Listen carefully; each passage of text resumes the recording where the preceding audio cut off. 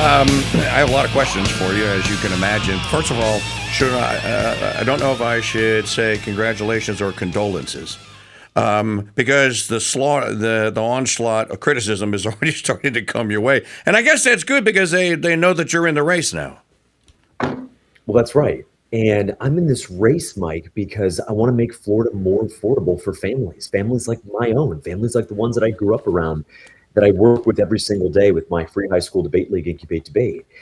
I'm a fourth generation Floridian. And so when I see someone like Ron DeSantis, who has delivered for our state in every possible way, who's sadly term limited, that's perhaps the only thing I disagree with the governor on in substance, is that he wants term limits and I want him to be able to serve as long as possible. Look, if he could run again, I wouldn't even be in this race, to be frank.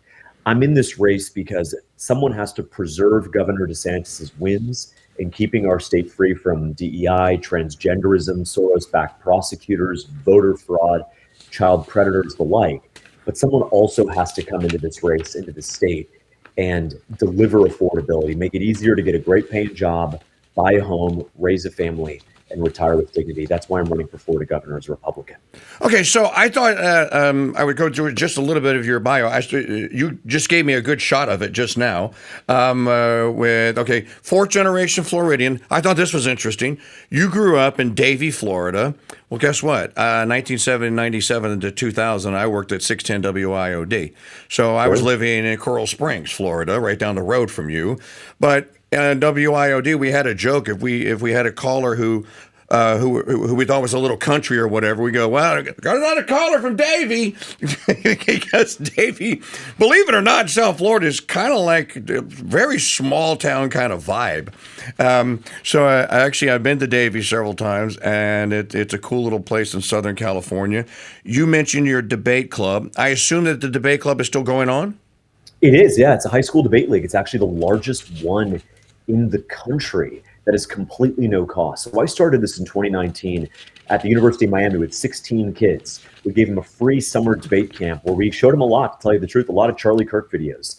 I walked through Charlie's particular method of being Socratic, of thinking and on their feet, and really, Mike, trying to get to the heart of what debate is about. Debate, to tell you the truth, it's not about owning the libs. It's not about proving a point. It is about using the Socratic process to get closer to the truth.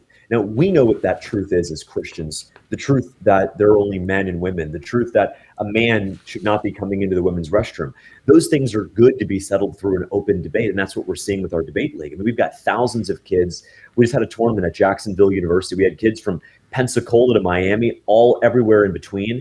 And I'm proud to lead Incubate Debate. The kids were actually on Fox News a couple of weeks ago showing off their debate skills as well. And so building on that, and of course, my full-time background as an investor, channeling upwards of $40 million into companies that are actually doing something radical these days, which is not using DEI, but hiring on a little thing called meritocracy, not based on skill, color, not based on your sex, but based on the work that you can get done in an honest day. And that's what I'm proud to be working on. And interesting as well, your dad, you wrote at some point in the last 10 years that your father, he actually had some trouble in his vocation, and you said it was because one of the reasons that you're opposed now to H1V visas, as am I, and as I told you on Twitter that one time, you can't make America great again without Americans. But there's some history in your past, or something that happened in your father's occupation, where they imported a bunch of foreign workers and basically put him out of a job. Am I right? That's exactly right, Mike. My dad cut trees for 20 years in South Florida, and then he would chase hurricanes during hurricane season, going as far northwest as Pensacola, Niceville, Crestview. When storms would hit there, he would help folks clean up after the storm and cut trees and throw stuff in a chipper and help people get back on their feet. And then this earthquake devastated Haiti in 2010, and Barack Obama had the bright idea of bringing in tens of thousands of Haitians to give them temporary protected status to come to Florida to work, gave them work authorization, gave them food stamps, gave them Obama phone, gave them all of that. And then what happens is when you bring in 20, 30, 40,000 Haitians, they can't exactly come here and become SAT tutors. So they steal blue collar jobs like my dad's business. And so my dad's business went under shortly after the Haitian earthquake, because all of a sudden there were 20, 30,000 people who you hand them a machete, you hand them a chainsaw, and they can start dragging stuff and throwing it into chippers. And this is really about the perils of cheap labor coming into America, not just for the blue collar workers. We see that, but also with white collar workers as well, IT, accountants, pharmacy. You've got someone like my opponent, Byron Donalds, who a couple of years ago said that he wanted to help an H1V worker from India become a pharmacist in his own congressional district. I'm sorry, but that is completely disqualifying. You have to fight for Americans in our state. American jobs are for Americans. And I look at the college generation, the high school generation now, they're staring down the toughest job market in a century. Yep. And the simple reason is because companies don't have to hire Americans anymore. They don't have to hire Americans who in their mind will ask for things like paid time off, and they want something called a market wage. No, they'll just import cheap slave labor from India, China, Pakistan to do this work at a fraction of the cost, and they can overwork them, underpay them, and everybody's okay with that. And so I'm here in this race, not because I'm trying to push Republican or Democrat talking points. I'm in this race to stand up for American workers. And it's not just about workers, Mike. It is about your kids and your grandkids. If they can't get jobs, they can't get a family. If they can't get a family, they can't have kids. If they can't have kids, then honestly, what's the point? Well, on the phone now, the StreamYard Maker Hotline here with James Fishback, candidate for governor in the great state of Florida. By the way, we love Florida. My third daughter lives in Florida. I spend a little time in Tampa every year. They used to call Tampa Cigar City, and I now call it Micro Brew City because you can't swing a dead cat by the tail, not hit a microbrew in Tampa. So you have this dynamic of these large cities in in Florida. You have Miami, which you just mentioned. You have Tampa, you have Tallahassee, you have Jacksonville, you have the Panhandle, you have Orlando, you have Fort Lauderdale. This is a big state. Now, one of the knocks against you, James, and I just got to play Diabolo Advocato for a moment. One of the knocks against you is, what has Fishback ever run? This is a big state. You're going to take a lot of experience to do it. How would you answer? And then, of course, they hit you for your age. I'm kind of like inspired that a 30-year-old wants to be a governor. Now, granted, aged, I'm a little older than you. Aged, you do get a little wiser as you get older.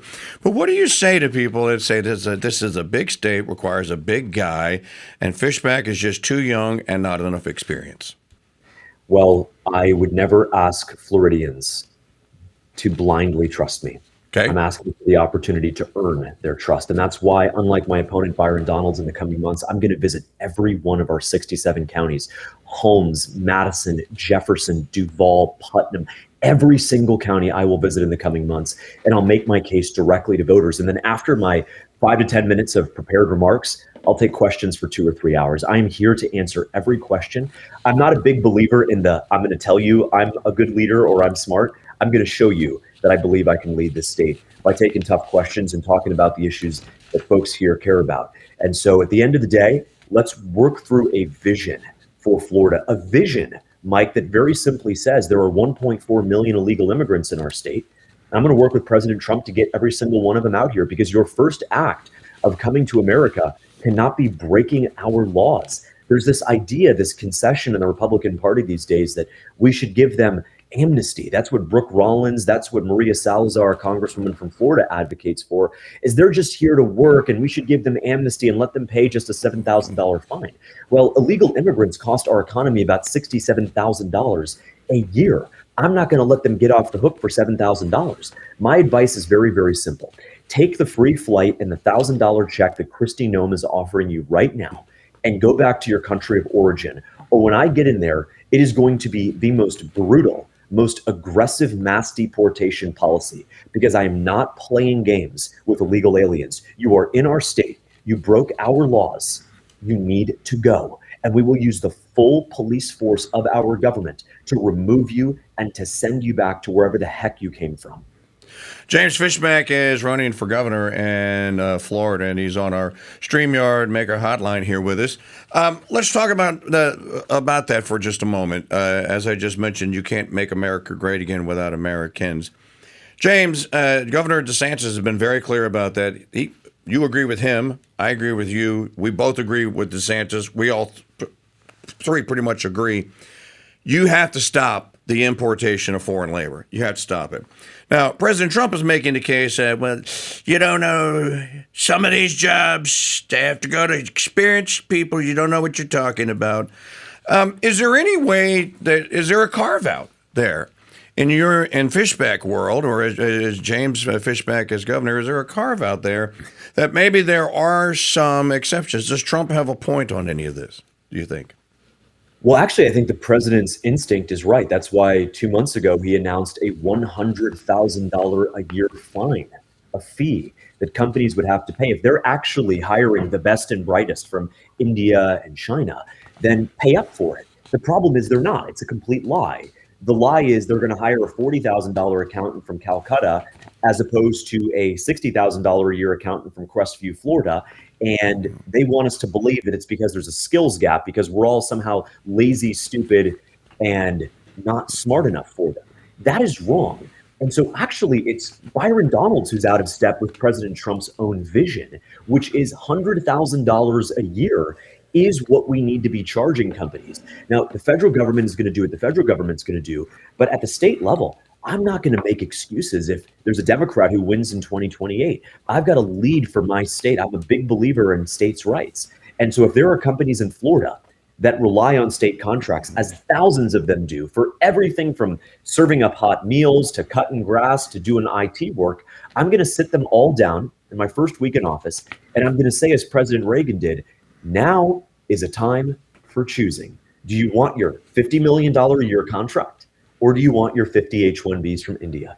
You choose. You've got 24 hours, no negotiating, and that is that. And what they'll, of course, do is they'll take their contracts because they want to continue to work with my government, and they'll then let go of the H1Bs, and they'll hire back great qualified Americans for those roles.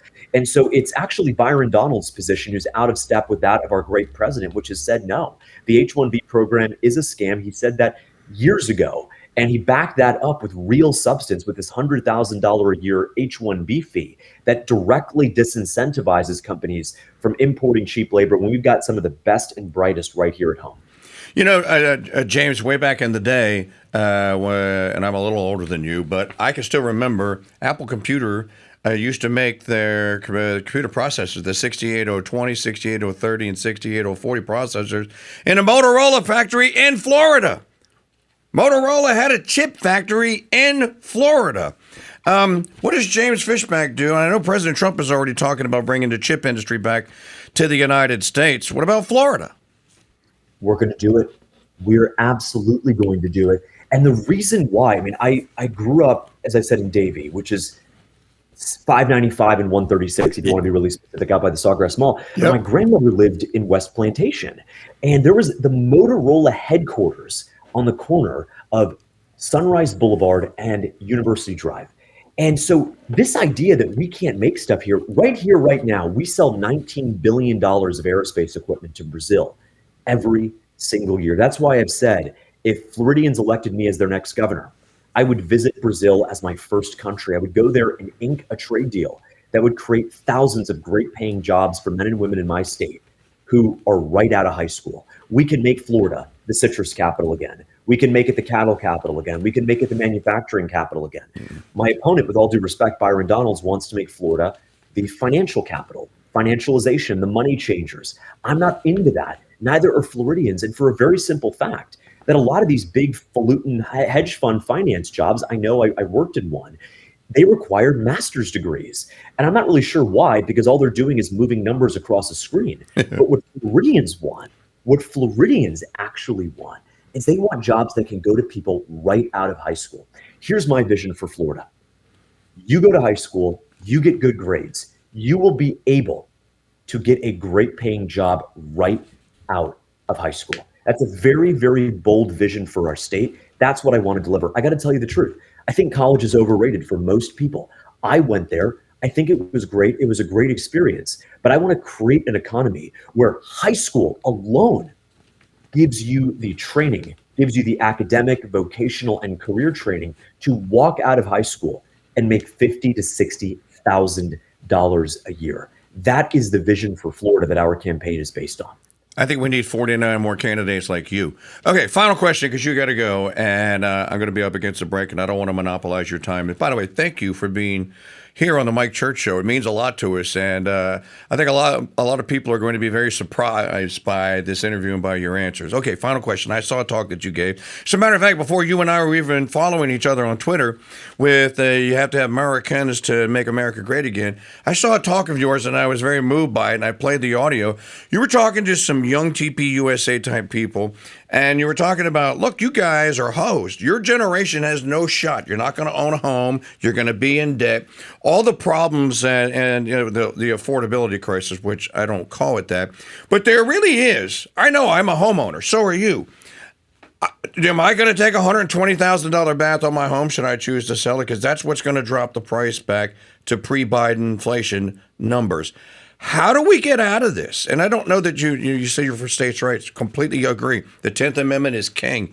How do we get out of this and make those to get back to where young people can get married out of high school, can get that job you just talked about, and they can afford that home? Well, the number one thing that changed from when my parents were raising me and my sister, who's now a proud English teacher at a public school, the number one thing that changed is mass immigration. Mike, our country was invaded on Kamala Harris's watch. Right now, in my state of Florida, there are 1.4 million illegals.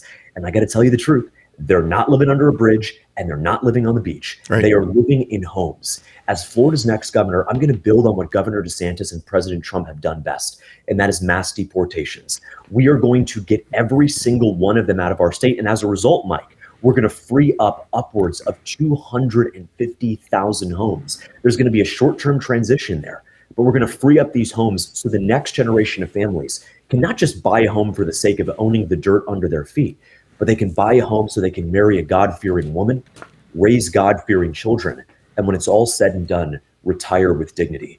The vision for Florida, if you elect me for governor, not just for 4 years, but I hope for 8, I want my legacy to be measured by one statistic.